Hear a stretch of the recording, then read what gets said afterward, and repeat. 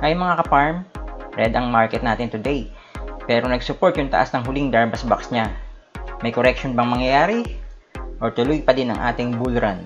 Sa top 5 picks natin, may isang nag-breakout. Tingnan natin kung sino ito. Tara at mag-chart na tayo. This is Farm Boss and welcome to my YouTube channel.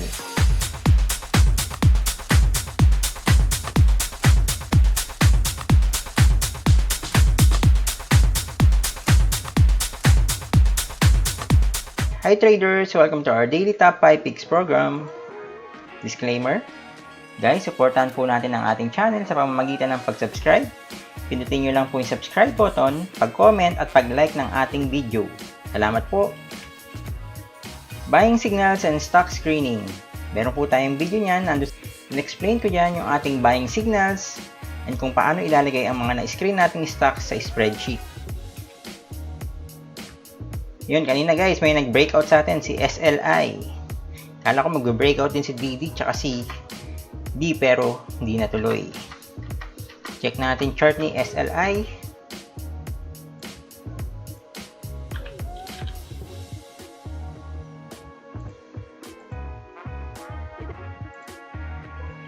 Ayun, gap up siya kanina pag open. Tapos ang ganda din ng candle niya. So 2 days na siyang may volume, tapos yung RSI niya nasa 75 na. So, pasok na pasok sa ating criteria. Tingnan natin kung hanggang saan naabot yung price niya. Malapit na siya dun sa ating nilagay na TP level na 220. Pero tingnan natin kung aabot pa siya sa 2.36. Yan yung plan natin kay SLI. Proceed na tayo dito sa ating top 5 picks for November 25, Wednesday. Si Lopez bumalik. Del M, Wilcon, Marcy, tsaka si ACR. Check natin uli yung plan natin kay Lopez.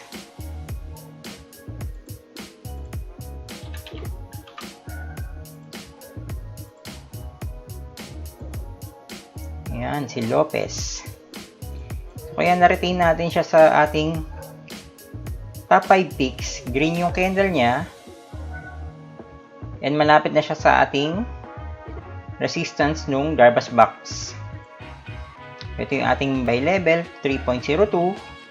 So, bibili tayo after niya mag-breakout sa 3.03. TP area natin dito.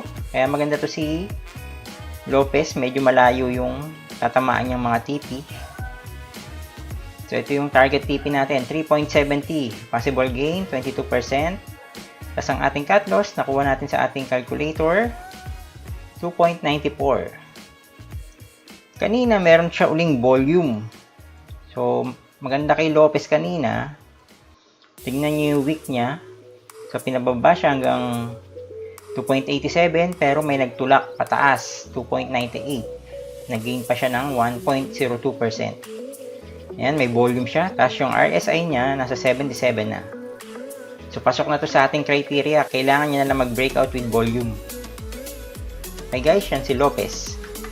Next natin, si Del M.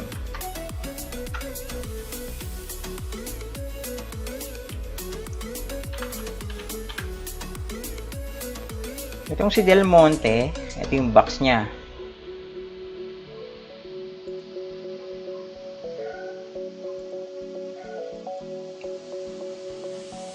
So, malapit na siya dito sa taas ng Darbas box natin. Dito sa resistance na to. So, ito yung ating breakout level. 5.45.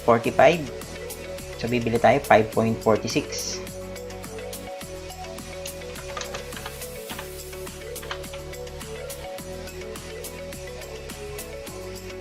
Tapos, ang ating target TP. Dito na sa pick nitong candle na to. Ang ating possible gain 17%. Kung dito mo siya kukuhain 11%. So yun na yung target natin, 17%. So possible TP natin 6.40.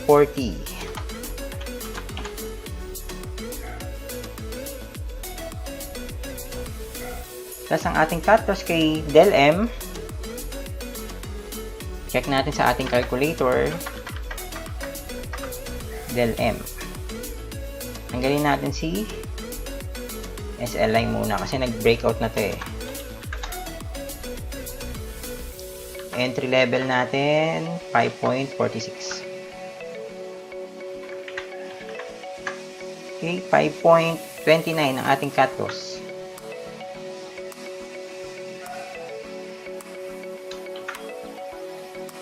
Ating 4% cut loss.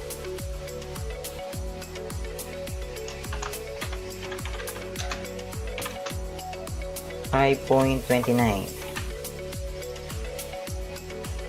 Okay, tas makikita nyo, meron siya uling volume kanina. Above average yung volume niya. Tas yung RSI niya nasa 75. So kung magbe-breakout tomorrow with volume, pasok na siya sa ating criteria. Okay guys, yan ang ating Del M. Next natin si Wilcon.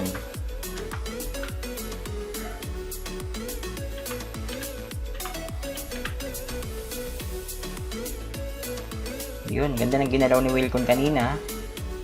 Above average yung volume niya, tapos pumasok na din siya sa 70 yung RSI niya. So, maganda future nito ni Wilcon. Tapos makikita niyo yung consolidation niya.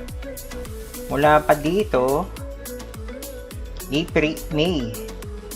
7 months. 7 months na siyang nagko-consolidate. So, yung price niya ngayon, nasa taas na ng Darvas box natin. 16.70. Lagyan natin siya ng Darvas box. Medyo malaki na yung Darvas box niya.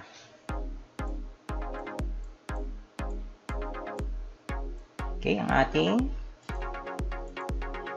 entry, pagka-breakout niya ng Darvas box, 16.72.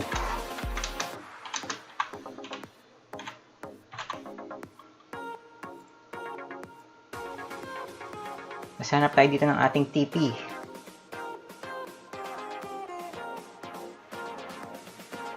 Dito tayo kumuha. Or pwede din dito. Check natin ang ating possible gain.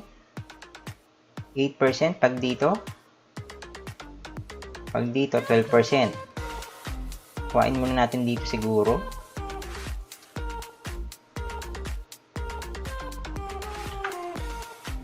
18.10.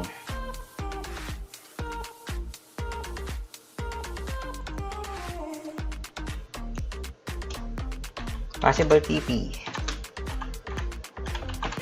So, possible gain natin dito, 8.21. Tapos, ayan, may volume siya kanina. RSI niya, nasa 70 na. Ang ating cut loss,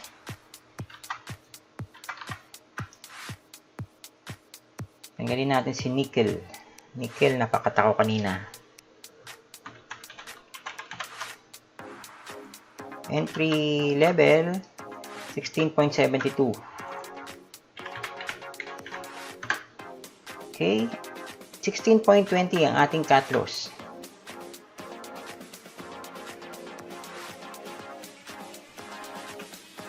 %.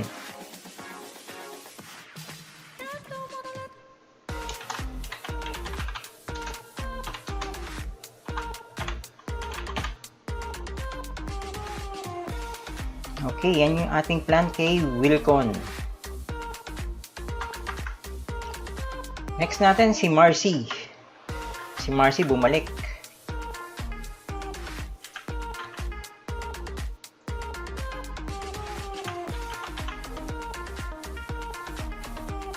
Ayun, malapit na uli siya sa kanyang taas ng Darvas box niya. Nasa top 5 picks na natin siya dati. Dito yung entry level natin. Pero isang malakas na candle lang. Tapos nag-consolidate na siya kaagad. So, kung dito ako pumasok, may gain ka pa din, mga 10%. Hanggang doon sa peak niya. Tapos ngayon, after niya mag-consolidate, meron na uli siyang bagong box. Ito, nag-support yung ito yung resistance dati natin, yung taas ng box. Ngayon, nag-support siya dito. Saktong-sakto. Ito na yung bagong box natin.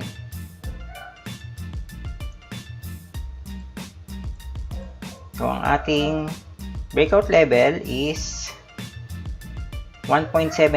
So, papasok tayo 1.18.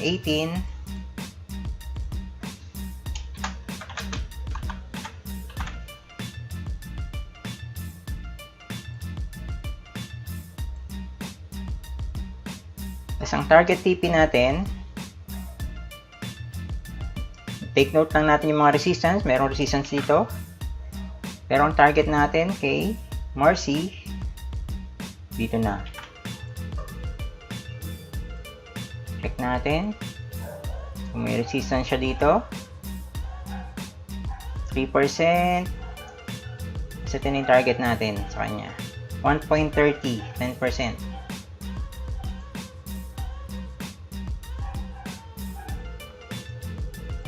Okay. Possible TP. 1.30. Tapos ang cut loss natin kay Marcy, check natin din sa ating trade plan calculator. 1.18.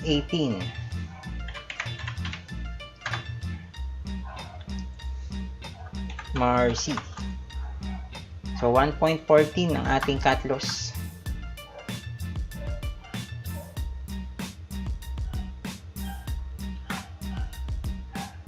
So, itong si Marcy, nasa 52 weeks high na siya.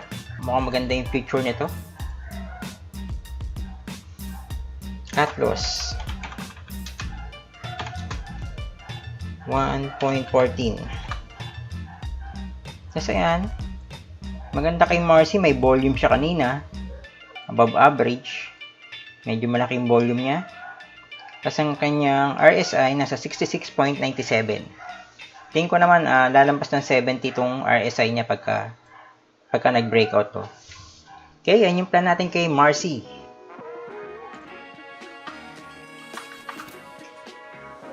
Next natin si ACR. Ito na yung last.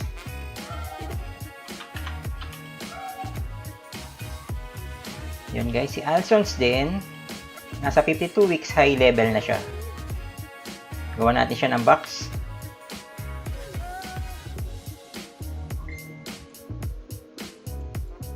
Ating breakout level is 1.48. Bibili tayo 1.49.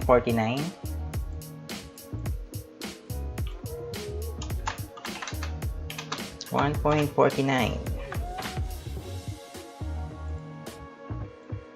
Tapos ang TP area natin, kuhain muna natin yung pick na to. Target TP.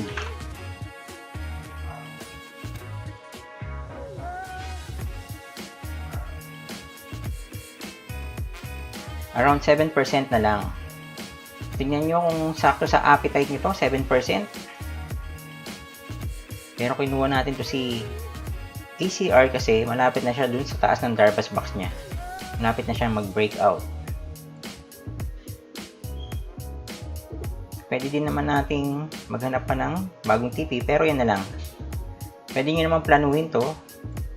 Pagka breakout niya dito, 50% lang. Tapos kung mag-breakout ulit siya dito, sa 1.59, pwede kayo magdagdag uli ng 50% allocation. Okay? Yan ang ating target TP muna. Pwede din naman kayo mag-TP na kung natamaan yan. TP natin is 1.59. Ang ating cut loss,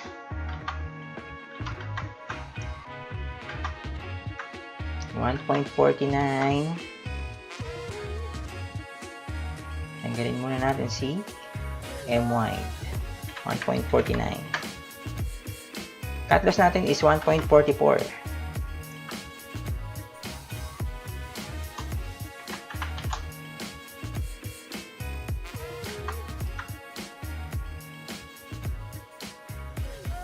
Punta dito na.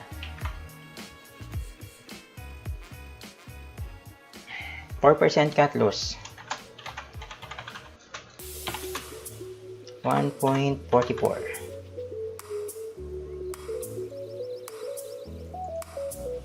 Tapos kanina wala siyang volume. Tapos ang RSI niya nasa 64 na. So, pag nag-breakout to, tapos walang volume tsaka walang RSI, maliit lang yung allocation na ilalagay natin. Okay, guys, yan si Alsons. And siya na yun last sa ating top 5 picks for Wednesday. So, FYI stocks na tayo. Tapos ito merong nagtanong, BSC. Check natin si BSC. Galing kay Sir Emil. BSC. Ito si BSC. Check natin yung history ni BSC kung anong ginagawa niya pag may ganyan siyang move. Ito, try natin tong part na to. So, pag nagparabolic si BSC, so ganun guys, pag nagparabolic yung isang stocks, na wala ka naman reference na kung anong gagawin niya, check kayo ng DNA niya. So, ito yung DNA niya. Parabolic move siya dito. Ceiling play. Kinabukasan. Open niya dito. Mga ilang percent yan. Open siya dito. Tapos tingin ko, tumaas pa siya. 8%. 38%. So, ang importante dito guys, pag ganyan yung galaw niya, huwag kayong papaiwan dito sa week na to. Practice natin yung nagte-take profit pag may mga ganitong movement. Iwan kayong konti para kung tataas pa siya, nakasabay pa kayo. Okay, tingin pa tayo ng parabolic move niya. 23%. Kinabukasan, nag-gap up uli. Kaso nag-ano na siya, nag-consolidate na. Pero mataas pa yung tinaas niya. So, parang ganito yung ginawa niya nung tinignan natin kanina. Mga 10% pa. So, titingnan natin yung parabolic move niya. Kasi ito parabolic move yung ginawa niya kanina. So ito, tingnan natin to. 38%. Kanina 30% siya. 38%. Tumaas siya. Mga ilang percent pa yan bago bumaba. So 22% pa. Huwag ka nang papaiwan dito sa week na to. Gumagawa siya ng week eh. Kasi pag nagpaiwan ka dyan, makakabahan ka na pag ganito yung minove niya. Itong mga to.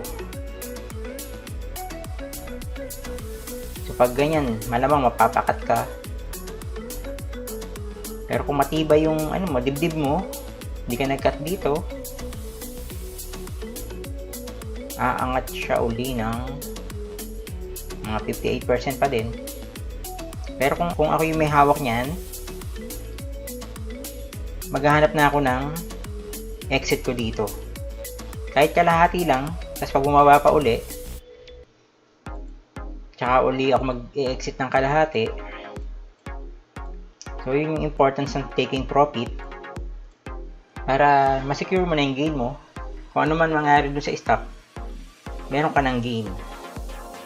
Ito din, parabolic siya, 23%, gap up, nag-consolidate, tapos tumaas pa siya uli.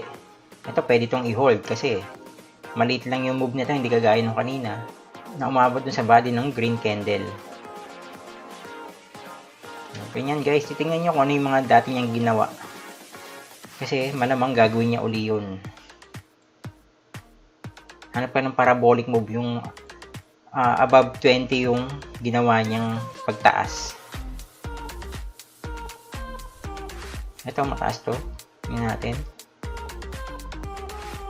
Ilang percent? 20%. Ganun ulit.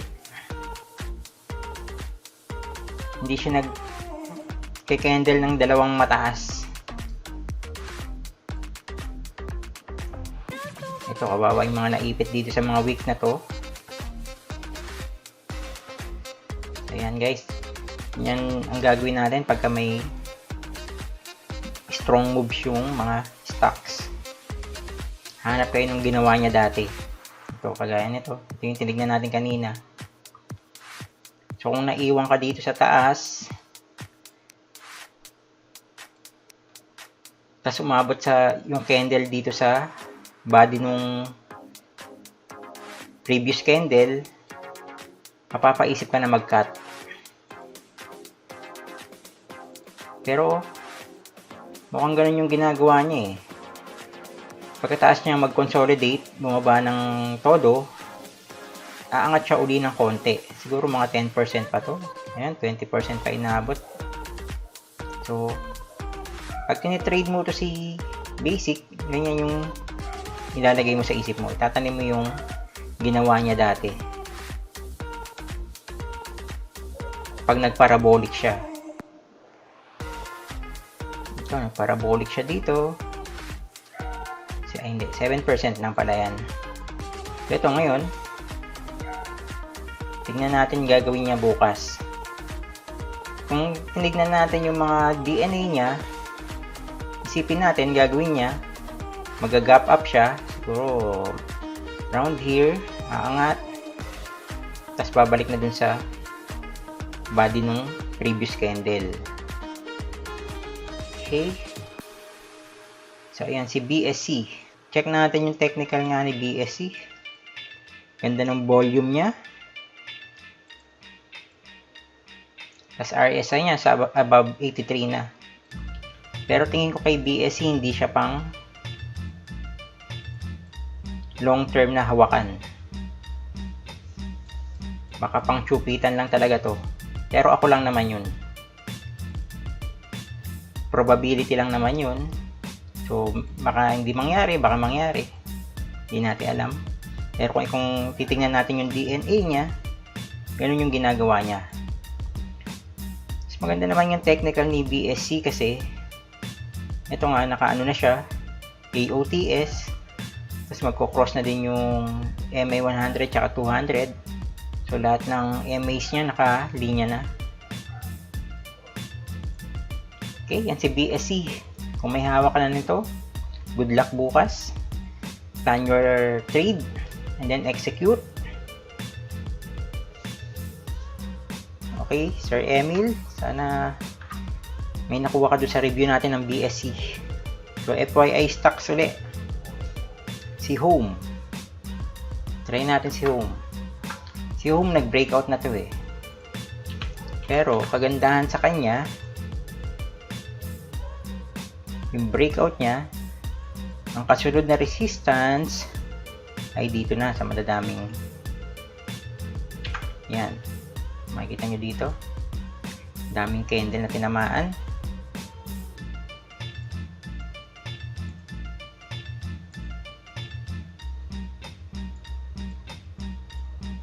Sa ilalim niya, mukhang mas mahina kasi konti lang yung tinamaan na candle. Hindi kagaya dun sa taas. So, yan, titingnan nyo. Sure na untog niya. 17% tsaka 21%. So, yan si Home. Isa sa ating FYIs na stock. For your eyes only. So, next natin.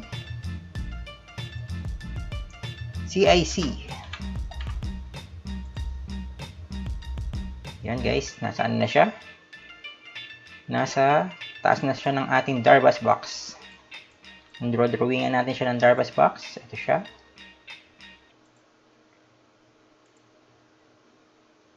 And CIC, ilang buwan na din siya nagko-consolidate. Dito siya nag-start, June. Tapos AOTS na din siya. Tapos kanina, ayan, interesting yung volume niya, malaki. RSI niya nasa 64. So, minsan gumagalaw to si CIC. Ito may paggalaw siya dito. Dito naman nagkaroon siya ng wick. Pero isang beses lang naman. Wala na siyang ginawang ibang wick dati. Minsan nagpaparabolic to si CIC Concepcion. Tingnan natin. CIC, isa sa mga tinitingnan kong stocks. Isa sa mga FYIs na stock natin. Tapos huwag yun tatanggalin si B tsaka si DD. Kasi nasa taas na sila ng Darvas box natin eh. So andun siya kahapon sa ating top 5 picks. Si B. So green candle pa din siya. Ilang beses niya nang tinry basagin yung resistance na yan, 0.320. Tapos meron din siyang volume. Lagay lang natin ito sa ating watch list. Tapos si DD. Si DD na pa-break ako kanina, pero ganun talaga buhay. Lumampas na siya, ang lakas ng ano kaya meron dito kay DD. Ang lakas ng ano niya, ng pasok niya kanina eh. Ang lakas ng pag-angat niya kanina. Tapos around midday, ayun, bumagsak na ng bumagsak. Pagbaba ng MA100, nagbenta na din ako. Kasi hindi nasunod yung plan. Ang plan kasi dito, di ba, pag breakout, bibili tayo. Kaso nga lang, bumalik siya dito sa breakout level niya. Tapos gumawa pa siya ng bago nating i-breakout. 15.50. So, napakatuloy ako dito. Pero may chance pa naman to si DD. Tingnan natin. Ito na yung susunod na resistance niya.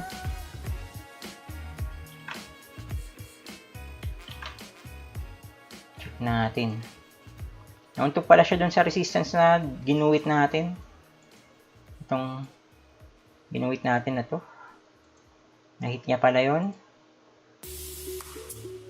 3%. Tapos bumalik.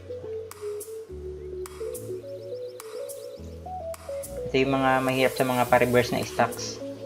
Madaming tinatamaan na resistance. Pero yung volume niya nakakaingganyo. 4 days na siyang above average volume. So, tingnan natin. Huwag natin tanggalin sa watchlist natin si DD.